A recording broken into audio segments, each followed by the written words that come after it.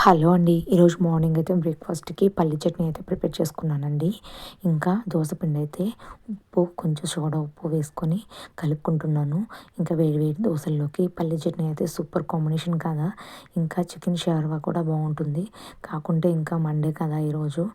Non veg తినము. అందుకోసమే పల్లి చట్నీ అయితే చేసుకున్నాను.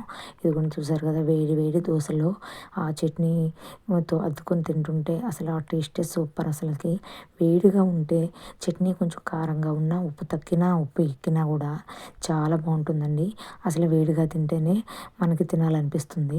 కాకుంటే మనం పని ఒత్తిడిలో పడి, ఇంకా పిల్లల్ని ఇంకా మెయింటెనెన్స్ చేయలేక, ఇంకా పోసి పెట్టుకొని ఇంకా ఎప్పుడుకో తినేళ్ళకి అవి చల్లగా పోయేసి ఇంకా తినాలని అనిపించదు. కానీ ఈరోజు ఎందుకో నేను వేడివేడిగా తినాలనిపించి వేడివేడిగా 2 దోసలైతే వేసుకొని పల్లి చట్నీ అయితే ప్రిపేర్ చేసుకున్నానండి.